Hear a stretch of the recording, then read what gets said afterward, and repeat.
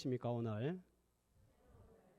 자, 좀 어렵지만 새로운 달리기라는 제목으로 말씀을 전할 때에 또 함께 은혜 받고 우리 또 어려운 말씀이지만 우리 삶 가운데 적용이 되어서 또 손과 발을 움직여서 주님을 기쁘시게 하는 복된 말씀 시간 되기를 주님의 이름으로 축복합니다. 다대포는 낙조가 일품입니다. 마음만 먹으면 낙조를 감상할 수 있는 곳에서 산다는 것이 얼마나 큰 은혜와 복인지 모르겠습니다. 가덕도 쪽으로 해가 지기 때문에 제 오른편이 항상 서쪽이에요. 그래서 밤 10시쯤 다대포 해변에 가서 서쪽을 오른쪽으로 두고 위쪽을 쳐다보면 밤하늘을 올려다보면 북두칠성과 카시오페이아를 볼 수가 있습니다. 이 다대포에 살기 때문에 볼 수 있는 광경이에요. 얼마 전에 장모님에게 낙조를 보여주기 위해 함께 공원에 갔습니다. 해가 산 너머로 질 때는 5분 10분 만에 떨어지니까 잘 보세요. 금방 해가 떨어집니다 했습니다. 해가 금방 떨어지는 장면을 보고서 90을 바라보는 노인이 하시는 말씀이 언제 천문학을 공부했는지 지구가 돌아가니까 해가 지는 거지 그렇게 말씀을 하시더라고요. 정확하게 말하면 해가 떨어지는 것이 아니라 지구가 돌기 때문에 해가 지고 뜨는 거예요. 태양은 가만히 있는 거예요.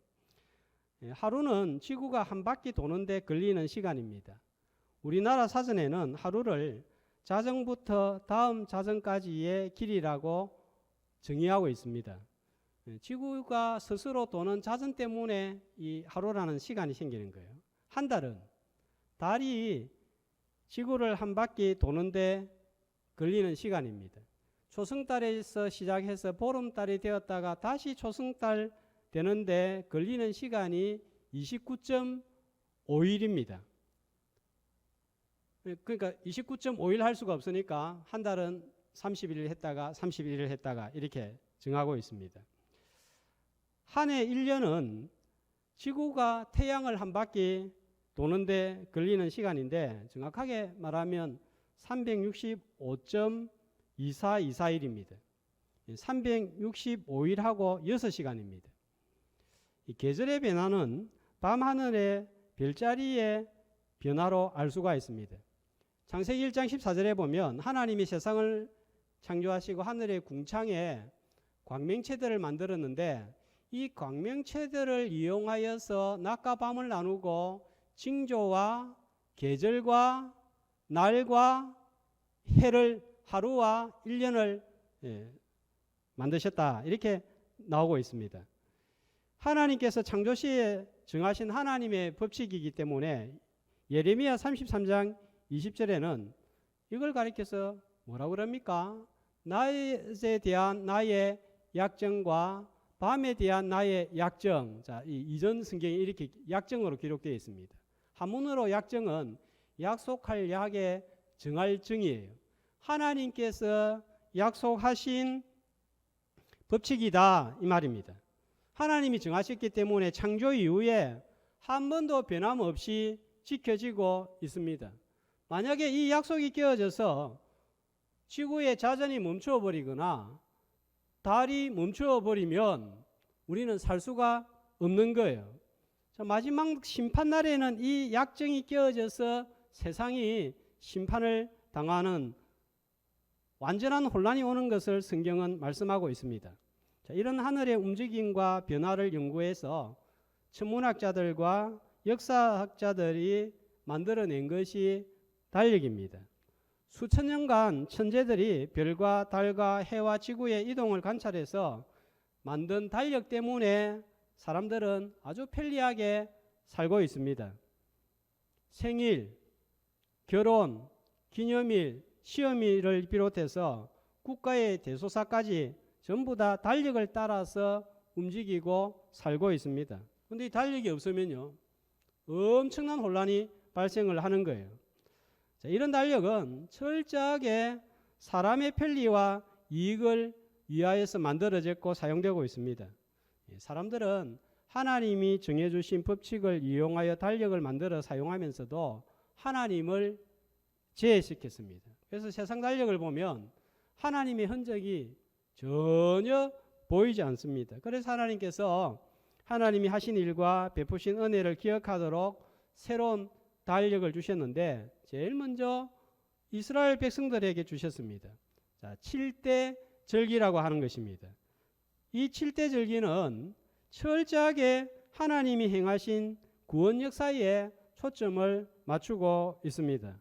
그래서 이 달력을 보면 하나님께서 우리를 위해서 무슨 일을 행하셨는지, 앞으로 또 어떤 일을 행하게 될 것인지를 가늠하게 됩니다. 그래서 이 절기를 잘 살펴보면 하나님의 구원 경륜이 마치 암호화되어 있는 것을 볼 수가 있습니다. 그래서 이걸 풀면 우리가 어떻게 살아야 되는지, 어디를 향하여 나아가고 있는지를 깨닫게 되는 거예요. 예수님의 공생의 시간표는 철저하게 하나님이 정하신 달력, 절기에 맞추어져서 움직였습니다. 절기는 성막, 제사, 제도와 더불어서 하나님의 구원 역사를 가장 잘 이해할 수 있는 말씀입니다. 몇천 년 전에 이스라엘 땅에서 만들어진 복잡한 달력에 대해서 우리가 살펴보는 것은 이 새로운 달력을 통해서 우리가 남은 생애를 어떻게 살아야 되는 것인지 깨닫게 되기 때문입니다. 일곱 절기를 일곱 촛대위에 놓고 보면 어떤 절기는 이미 이루어진 것도 있고 앞으로 이루어져야 할 구원 역사도 있습니다. 자, 참고로 말씀드리면 저 그림은 제가 손으로 직접 그린 거예요. 예. 제일 오른쪽에 보면 6월절이죠. 그 다음에 무교절, 초실절, 오순절입니다. 요 네 가지 절기는 이미 예수 그리스도를 통하여서 성취가 되었습니다. 자, 그러나 나팔절, 속죄일, 초막절은 아직 이루어지지 않은 거예요. 6월절은 십자가에서 죽으신 예수 그리스도를 예표하고, 무교절은 그리스도와의 친교를, 초실절은 그리스도의 부활을, 오순절은 성령의 오심을 예표하고 있습니다. 자, 이거는 이미 다 이루어졌어요. 나팔절은요. 나팔하면, 성경에서 나팔하면 뭐가 생각이 납니까? 찬송에도 나와 있죠. 나팔 불 때 나의 이름. 언제입니까? 예수님이 재림하실 때를 가리키고 있습니다. 그리고 초막절은 마지막 추수를 앞둔 최후 심판을 예표하고 있는 거예요. 자, 이런 점에서 오순절까지는 이제 구원 역사가 예수 그리스도를 통해서 성취가 되었고, 앞으로 나팔절, 초막절은 남아있는 것입니다. 히브리서 10장 1절은 이런 율법에 대하여서 이렇게 말씀합니다. 같이, 율법은 장차 올 좋은 일의 그림자일 뿐이요. 자, 좋은 일의 그림자일 뿐이요. 자, 우리가 성막에 대해서도 살펴보았고, 이 5가지 제사, 7가지 절기, 이 새로운 달력도 살펴보고 있는데, 전부 다 이것의 실체는 예수 그리스도인 거예요. 다 구절마다, 단어마다 예수 그리스도를 가리키고 있습니다. 그래서 이 달력을 잘 살펴보면 하나님의 구원이 이렇게 놀랍고 대단하고 엄청나다는 사실에 경탄을 하게 됩니다. 구원하면 우리의 머릿속에는 예수 믿고 천국 가는 것 맞습니다. 틀린 거 아니에요. 그러나 성경은 이 구원에 대하여 훨씬 더 풍성하게, 깊게, 오묘하게 말씀하고 있습니다.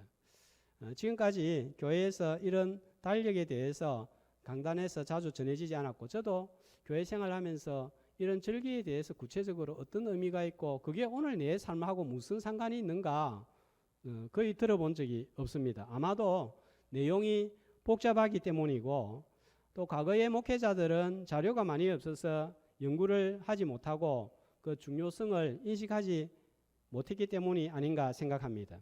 자, 저와 여러분은 좀 어렵고 복잡하지만 하나님께 주신 새로운 달력을 통하여서 구원의 깊이를 깨닫고 우리를 향하신 하나님의 놀라운 구원의 섭리를 깨달아 하나님의 사랑의 높이와 깊이와 넓이와 길이를 알고 찬양하는 오늘 이 예배의 시간이 되시기를 주님의 이름으로 축복합니다. 제일 먼저 생긴 달력은 이집트의 태양력입니다. 다음으로는 농사를 짓기 위해서 만들어진 달력이 음력입니다. 양력하고 음력은 장단점이 있기 때문에 함께 사용이 되어 왔습니다.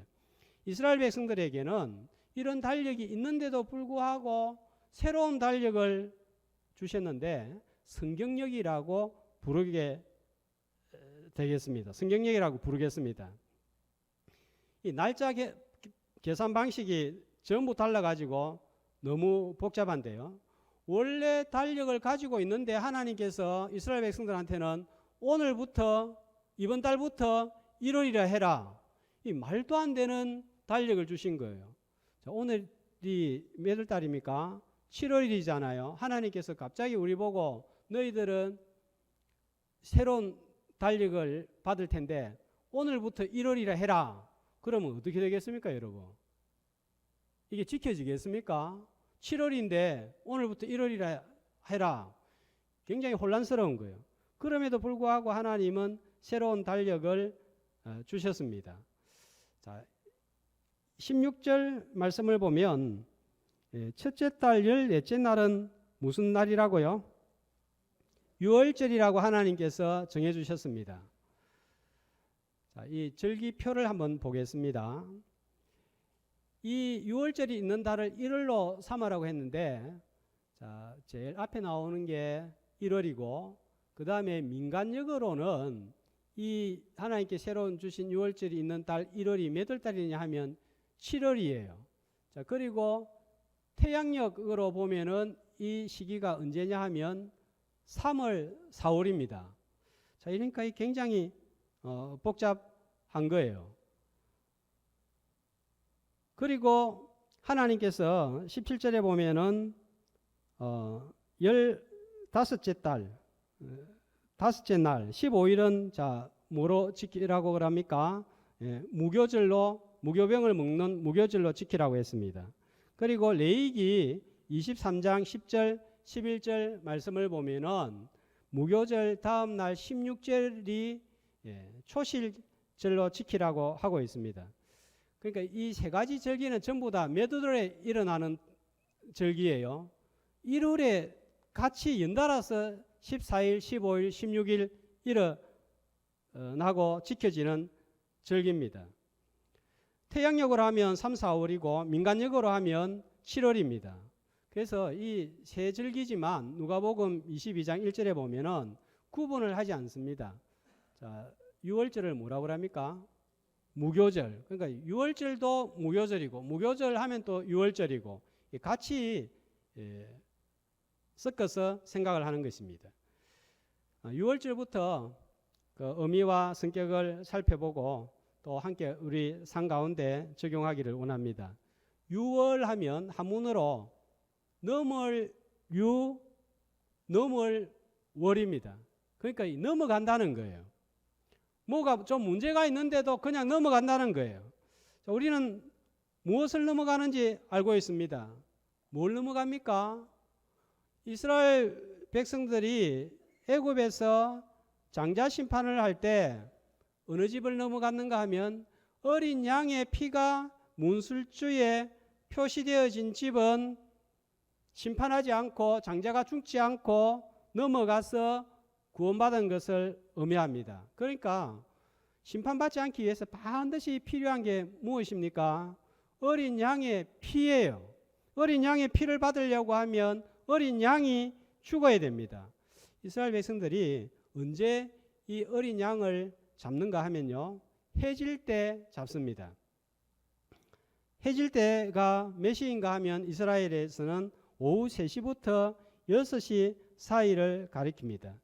이때 양을 잡는데 이 시간은 예수님이 십자가에 달려 돌아가신 시간과 정확하게 일치합니다. 그러므로 유월절 어린 양은 바로 십자가에서 나를 구원하시기 위해 피 흘리고 돌아가신 예수 그리스도를 예표하고 가리키고 있습니다. 이스라엘의 구원은 반드시 어린 양의 피가 있어야 됩니다. 스스로는 심판에서 면제될 길이 없습니다. 애굽의 백성들이 이스라엘 백성들보다 훨씬 강하고 뛰어났지만 심판을 피하지 못했던 것은 어린 양의 피가 없었기 때문입니다. 이게 복음이에요.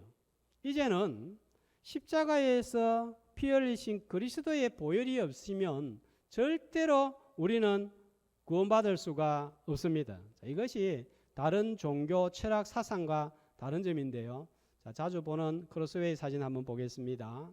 이 사진을 보면 다른 종교하고 기독교하고 차이가 뭔지 분명하게 나와 있습니다. 두 개의 보트가 나와 있습니다. 외관은 똑같습니다. 그런데 차이가 뭡니까? 하나는 배에 줄이 연결이 되어 있습니다. 무슨 뜻입니까? 죽음의 죄의 바다에서 살아남고 구원 얻기 위해서 오른쪽에 있는 보트만 던져주고 뭐라는 거예요? 네가 저 배까지 헤엄쳐서 온나? 그러면 산다 이거예요. 근데 기독교는 이게 아니에요. 그렇게 헤엄쳐서 살아남을 수 있는 사람은 아무도 없기 때문에 뭘 연결을 해놨습니까? 줄을 연결을 해놓은 거예요. 그래서 이 보트에 타기만 하면 되는 거예요. 두 개의 보트 보면 모양이 똑같지만은 안에 내용은 그 다음 사진요 완전히 다릅니다. 아까는 지켜 행하는 율법이고 이거는요 안에 보트의 내용이 무엇입니까? 십자가에 죽으시고 부활하신 그리스도가 있는 보트예요.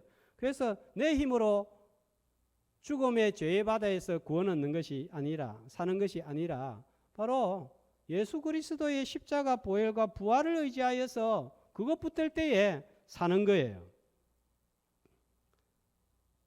스스로 저 죽음의 바다에서 구원할 수 없다는 것을 깨닫고 천부여 의지없어서 손들고 옵니다.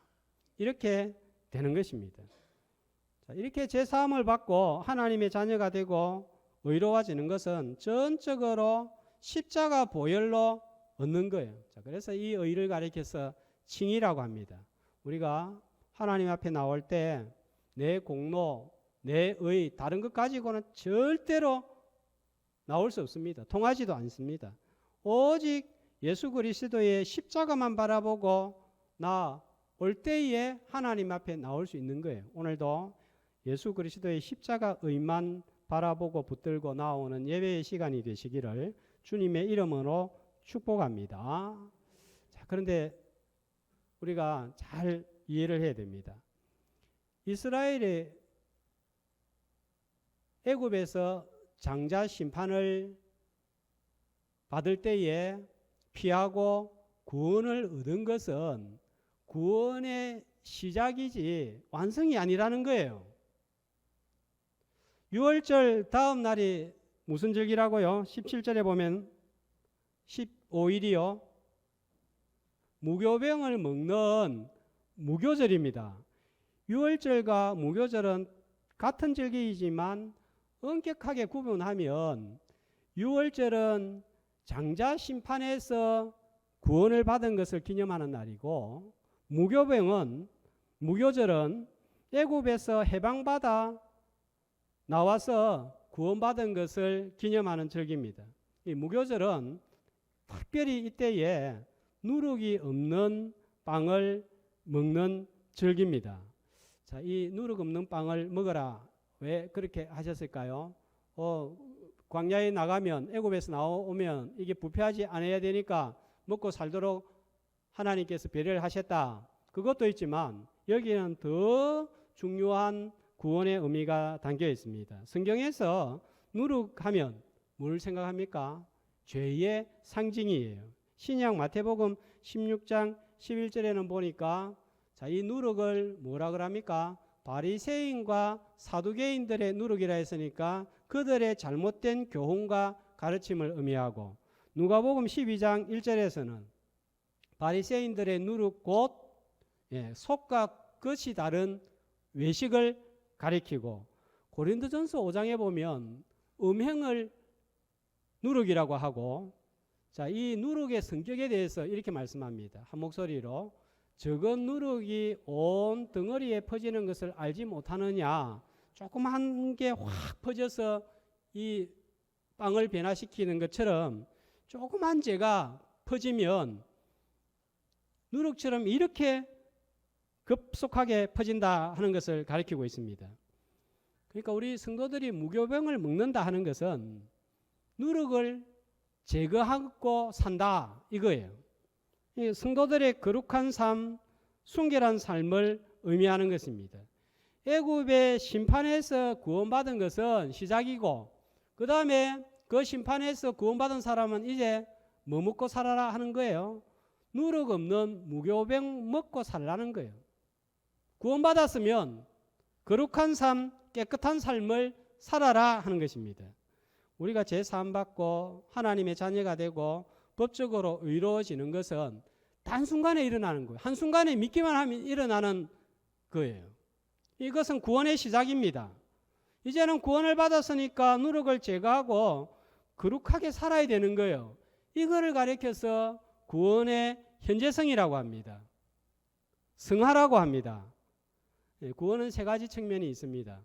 첫 번째로는 과거적인 측면으로서 이미 이루어진 구원입니다. 예정하시고 우리를 선택하시고 제사함 받고 하나님의 자녀가 되고 의로워진 거 이건요 이미 다 이루어진 거예요. 무엇으로 이루어졌습니까? 믿음으로 이루어진 거예요. 그러나 이 구원은 미래에 완전히 이루어지는 것이 남아 있습니다. 주님과 같은 모습으로 변화하여서 주님 닮은 모습으로 온전하게 되는 것 이건 언제 이루어집니까? 주님이 재림하실 때에 이루어지는 거예요. 영화라고 합니다. 이때 우리의 구원이 완성이 됩니다. 우리는 지금 어디에 살고 있습니까? 과거에 이루어진 구원과 미래에 이루어질 구원 사이에 존재하는 성도로서 주님의 모습을 지금 여기에서 닮아가야 되는 거예요. 자, 이게 빌립보서 2장 13절에서 두렵고 떨림으로 너희 구원을 이루라 하는 말씀입니다. 구원은 믿음으로만 얻습니다. 그러나 이것은 시작이에요. 우리가 주님 닮은 모습으로 살 때에 이 구원을 이루어 가는 것입니다. 자, 이 구원이 제대로 이루어지지 않을 때 비난을 받고 저 사람은 진짜 예수 믿는 사람 맞나 이런 의심을 받습니다.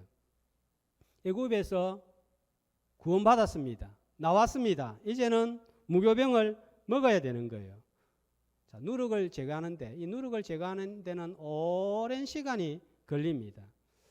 자, 제가 성막신앙에 관해서 가끔씩 말씀을 드리는데 이제는 그림 안 보여줘도 우리 성도들이 다 알 것 같습니다. 문 하나를 통해서 딱 통과하면 뭐가 나옵니까? 바깥들이 나오는 거예요. 언약의 울타리 안으로 들어왔습니다. 맨 처음에 마주치는 성막의 기구가 무엇인가요? 번제단입니다. 제사함을 의미하고 또 앞으로 나가면 뭐가 있죠? 물두멍이 있습니다. 세례를 상징합니다. 자, 우리가 이제 바깥들에 와 있는 이것으로 끝인가요? 제사장이 더 들어가야 되죠. 어디로 들어가야 됩니까? 성소로 들어가야 됩니다. 성소 안에 들어가면 뭐가 있죠? 떡상이 있고 기도의 향단이 있고 또 촛대가 있습니다.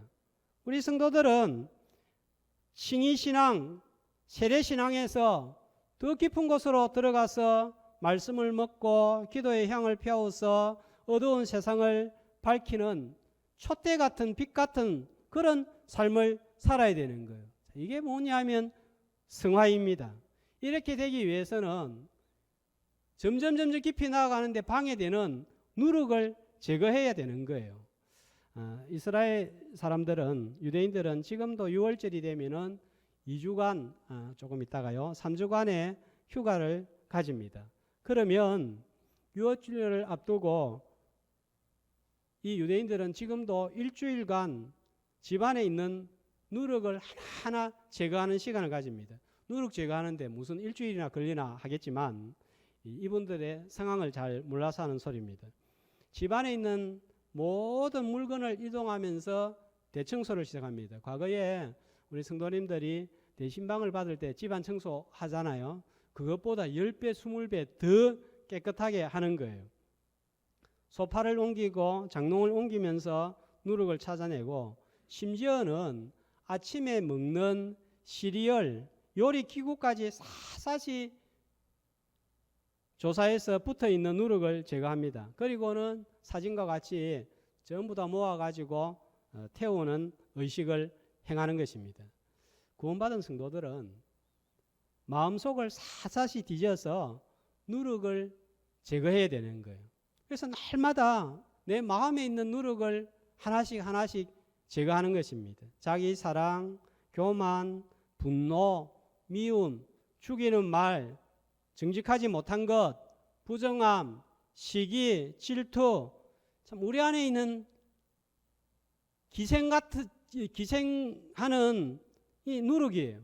이 모든 누룩을 제거해서 성결한 삶을 살아가는 것이 무교병을 먹는 의미입니다. 화가 밀레는 땅의 마음을 그린 화가로 유명합니다.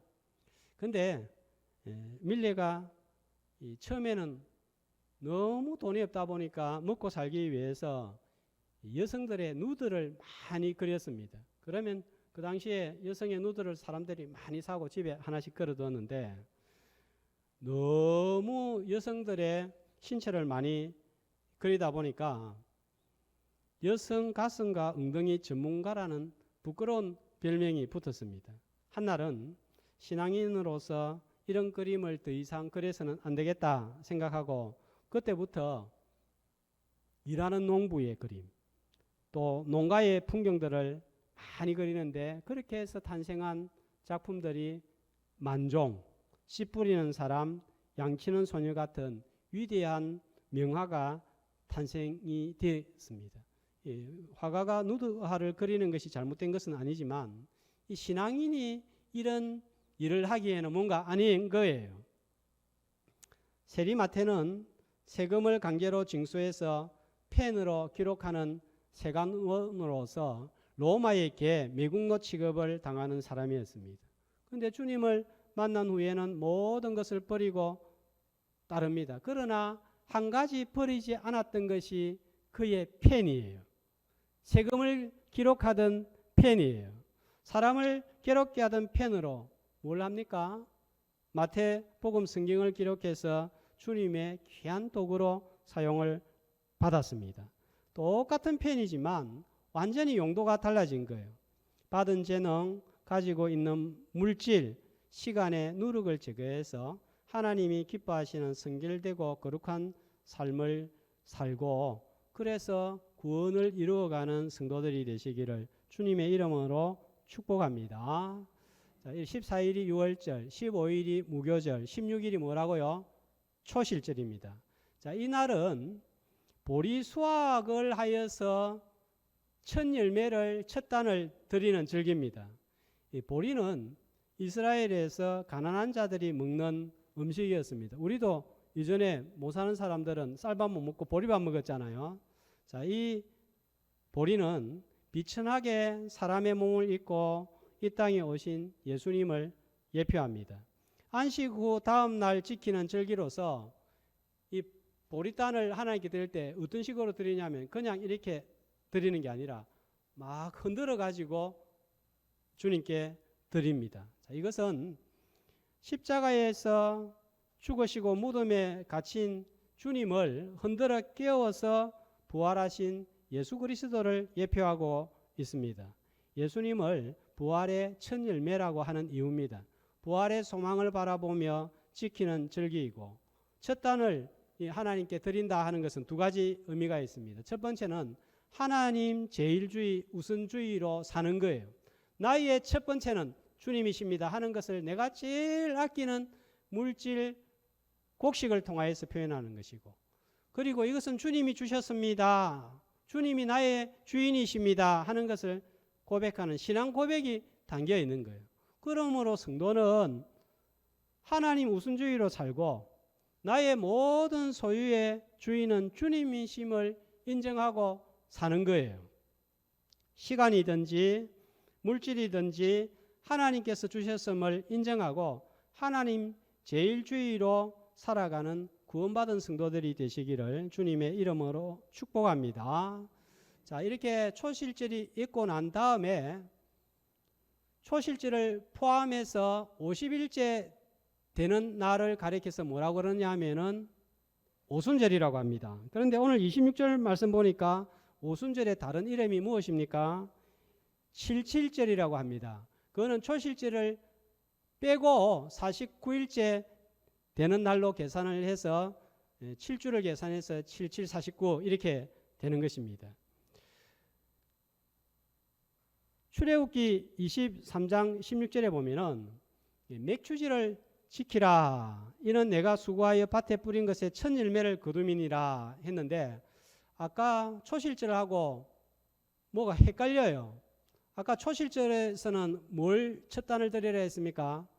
보리 수확의 첫 단을 드리는 거예요.